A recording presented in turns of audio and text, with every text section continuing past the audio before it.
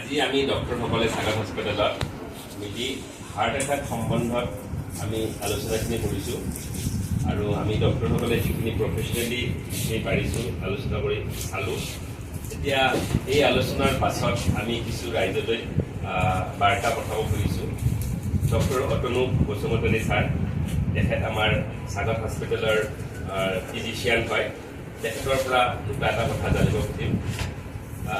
Doctor Atanu, heart এটাক ৰোধ কৰিব পৰা সম্ভৱ হয়নে? হাৰ্ট এটেক ৰোধ কৰিব পৰা সম্ভৱ হয়। প্ৰথমতেতো মই ক'ব বিচাৰোঁ যে আমি পেচেণ্ট এডুকেশ্যনটো বহুত ইম্পৰ্টেণ্ট বা ইণ্ডিভিজুৱেল এডুকেশ্যনটো বহুত ইম্পৰ্টেণ্ট। হাৰ্ট এটেক কি হয় সেইটো জানিব লাগিব আৰু হাৰ্ট এটেক কিহৰ কাৰণে হয় সেইটো জানিব লাগিব। বহুত মানুহৰ দেখা যায় যে প্ৰেছাৰ কণ্ট্ৰলত নাথাকে, চুগাৰ কণ্ট্ৰলত নাথাকে, খোৱা বোৱাটো কণ্ট্ৰলত নাথাকে, অলপমান যে এক্সাৰচাইজ কৰিব লাগে দিনত সেইখিনি মানে তেখেতসকলে মানে এক্সাৰচাইজটো এভইড কৰে আৰু যেতিয়া ওজন বাঢ়ে তেখেতসকলে কণ্ট্ৰল নকৰে। তো এইবোৰ কণ্ট্ৰল কৰিলে আৰু আপোনাৰ নিচা যেনেকৈ স্মকিং, টবেকো, এলকহল এইবোৰ যদি কণ্ট্ৰল কৰে তেনেহ'লে হাৰ্ট এটেকৰ চান্সটো খুবেই কমি যায়। সেইকাৰণে মই ভাবোঁ যে হাৰ্ট এটেক ৰোধিব পৰাটো বা এভইড কৰিব পৰাটো ইজি হয়। অকল মানুহজন কনচিয়াছ হ'ব লাগিব, তেখেতৰ এডুকেশ্যনটো ষ্ট্ৰং হ'ব লাগিব ৰিগাৰ্ডিং হাৰ্ট এটেক। ধন্যবাদ। 2 নম্বৰ কুৱেশ্যন মানে কি কি লক্ষণ চাই বা পৰীক্ষা কৰি আমি হাৰ্ট এটাকৰ সম্ভাৱনা জানিব পাৰোঁ? মানে what are the symptoms and the taste that we do to detect the possibility of the heart attack?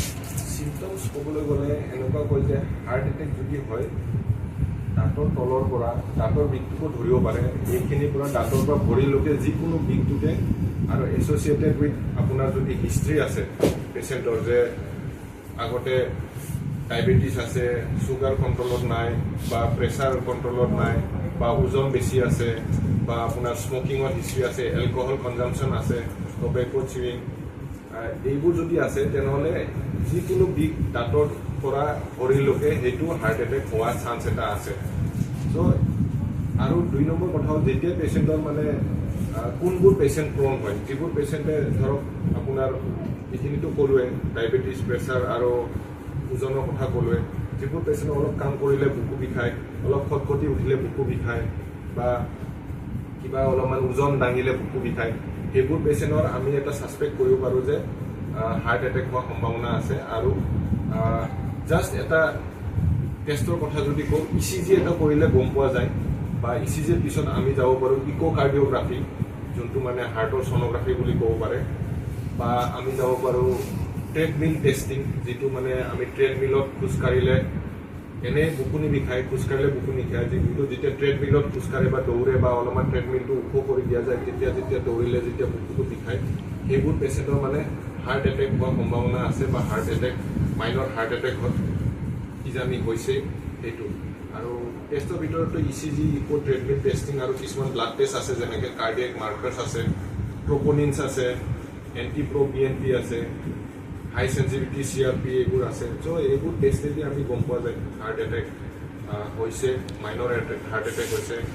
Major হ'লেতো গম পোৱা যাব। মাইনৰ হাৰ্ট এটেকবোৰো আজিকালি ডিটেক্ট কৰিব পাৰে, বহুত টেষ্ট আহি গৈছে, কিছুমান মানে নতুন বায়'মাৰ্কাৰ্ছ আহি গৈছে যিবোৰ আমি আজি ইনফেক্ট ডিছকাছ কৰিছোঁ। কিন্তু ইজিলি এভেইলেবল আপোনাৰ কাৰ্ডিয়েক ট্ৰপনিন আছে, ECG আছে, ইক'কাৰ্ডিঅ'গ্ৰাফি আছে, NT-proBNP আছে। ত' এইবোৰ টেষ্ট কৰি পিনে গম পোৱা যায় আপোনাৰ হাৰ্ট এটেক মাইনৰ হয়তো হৈছে পেচেণ্টৰ। ঠিক আছে, ইতিমধ্যে তুমি গোটেইখিনি কথা ক'লাই। তথাপিও আমি লিপিড প্ৰফাইলৰ ওপৰত গুৰুত্ব দিওঁ। আমি কিমান সঘনাই আমি লিপিড প্ৰফাইলটো কৰি থকাটো ভাল? ডিপেণ্ড কৰিব চাগে মানুহজনৰ ডায়েবেটিছ আছেনে, হাইপাৰটেনশ্যন আছেনে, ফেমিলি হিষ্ট্ৰী আছেনে? ফেমিলি হিষ্ট্ৰী, ডায়েবেটিছ, হাইপাৰটেনশ্যন আছে আৰু ফেমিলি পেচেণ্টৰ মানুহজনৰ যদি লাইফষ্টাইলটো যদি প্ৰপাৰ নহয়, লাইফষ্টাইল ক'বলৈ গ'লে আপোনাৰ খোৱাটো বা ৱেইট যদি বেছি আছে তেনেহ'লে 6 মান্থলি কৰিব লাগে আৰু পাষ্ট হিষ্ট্ৰী যদি আছে, আৰু নহ'লে 1 yearly।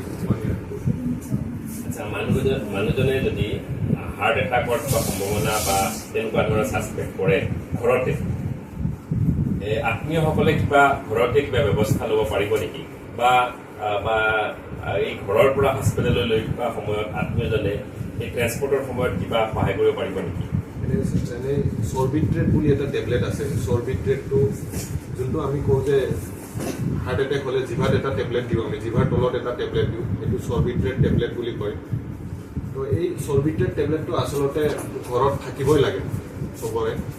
আৰু চিমটমছটো জানিব লাগে। হাৰ্ট এটেক হৈছে, বুকু বিষ হৈছে, পেচেণ্টজন উশাহ ল'ব পৰা নাই, বুকু চাপি ধৰাৰ নিচিনা হৈছে, বা কিবা এটা ওজন ল'ব যাওঁতে ঘামি গৈছে, ঠাণ্ডা হৈ গৈছে, বুকু বিষ লগতে আছে, চৰ্বিট্ৰেট টেবলেট এটা জিভাত দি দিব পাৰে বা দুটা দি দিব পাৰে, এটা দিয়াটো চেফ। আৰু লগতে কেইটামান টেবলেট মানে মুখত গুড়া কৰি গিলি দিব লাগে। ডিছপ্ৰিন টেবলেটটো যোনটোত আপোনাৰ এছপিৰিন 75 mg থাকে, 75 mg এইটো 300 পাৱাৰ থাকে।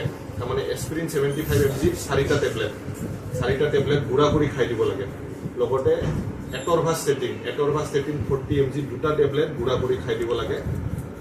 আৰু ক্লপিডগ্ৰেল বুলি এটা আছে, এইটো খাব পাৰে নাখাব পাৰে।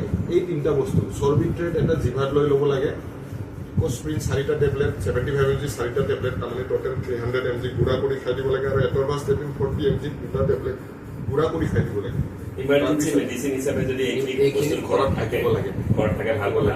আৰু যদি সম্ভৱ হয় মই ভাবোঁ যে ব্লাড প্ৰেছাৰটো এবাৰ চেকআপ কৰিলে ভাল, before giving the Sorbitrate. Sorbitrate sir 5 mg দিওঁ আমি জেনেৰেলি, অলপ কমাই দিয়ে বিপিটো, আপুনি ঠিকেই কৈছে।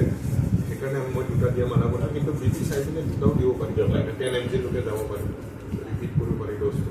কিন্তু এইকেইটা ঔষধ থকা ভাল, ঘৰত যাতে এইকেইটা ঔষধ দি পিনে লৈ আনে, তেতিয়া বহুতেই আপোনাৰ টাইম যোনটো ঘৰৰ পৰা হস্পিটেললৈ অহা টাইমটো, সেইটো ট্ৰিটমেণ্ট দিছে বুলি অলপ বাচি যায়, পেচেণ্টৰ অলপ চান্স এটা অলপ বাঢ়ি যায়। এইকেইটা মেডিচিন থাকিব লাগে আচলতে। আৰু হাৰ্ট এটাক মই আৰু এটা বস্তু এড কৰিব খুজিছোঁ। হাৰ্ট এটাক মানে কিন্তু কনফিউজিং হয় মানুহৰ কাৰণে। মানুহজনে উশাহ লৈ আছে নে নাই, পালছ আছে নে নাই, এতিয়া হাৰ্ট এটাক আমি বুজোঁ কেতিয়াবা ধমনীৰ ব্লকৰ কাৰণে হ'ব পাৰে, এটা হৈছে ইলেক্ট্ৰিক ব্লকৰ কাৰণে হ'ব পাৰে।